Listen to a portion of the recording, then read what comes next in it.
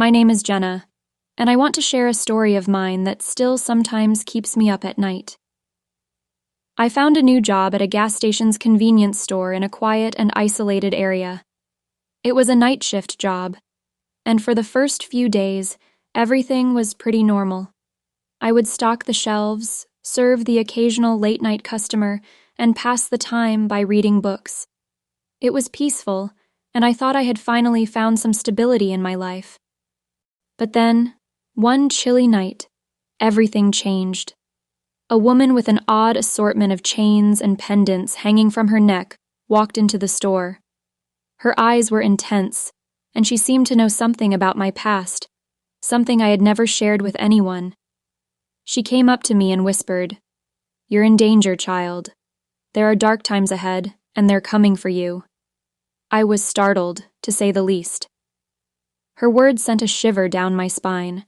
I replied, "I appreciate your concern, but I'm just trying to earn a living here. I don't think I'm in any danger." The woman's gaze didn't waver. She just looked at me, and for a moment, I felt like she knew something I didn't. "You can ignore my warning if you like," she said cryptically.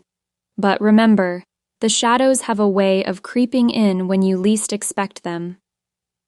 I tried to forget about the strange encounter, but it lingered in the back of my mind.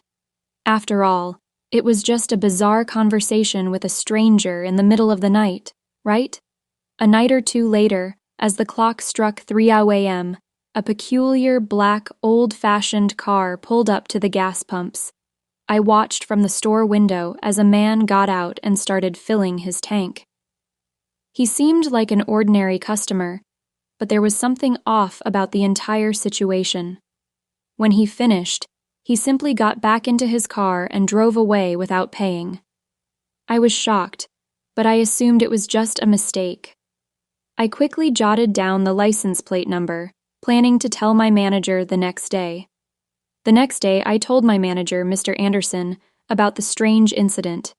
He seemed concerned and promised to look into it. Next night, the same mysterious man returned. His car pulled up to the gas pumps once more.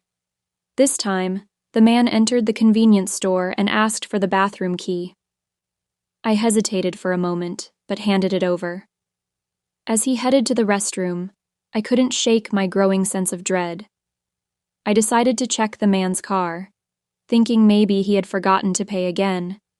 To my horror, when I opened the car's trunk, I found a lifeless body wrapped in a blood-soaked sheet. Panic coursed through me, and I stumbled back into the store, my heart pounding. I was on the verge of dialing 911 when the man emerged from the restroom. He must have sensed something was wrong because he advanced toward me, his eyes filled with cold malice. "You should have minded your own business," he hissed. "You see, I know everything about you, Jenna. Everything. And I'll be back soon." I was terrified and cornered, and reluctantly, I put down the phone. The man left the store, leaving me trembling behind the counter. The mysterious woman's warning had not been empty words.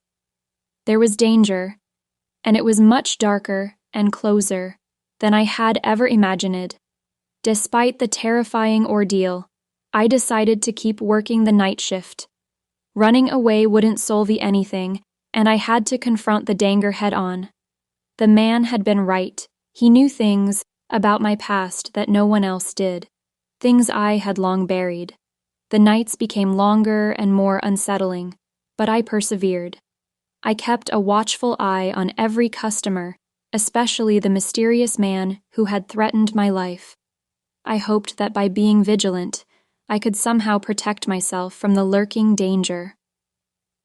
Weeks turned into months, and the man did not return. I continued to work at the gas station, serving late-night customers and reading my books during the quiet hours. I had learned that sometimes the only way to face the darkness was to shine a light on it, even if it meant confronting the secrets of my past. And so, I found a strange kind of strength in that isolated gas station's convenience store. I had survived a brush with danger, and I was determined not to let fear dictate my life. The nights remained long and sometimes eerie, but I stood my ground, ready to face whatever challenges the future might bring.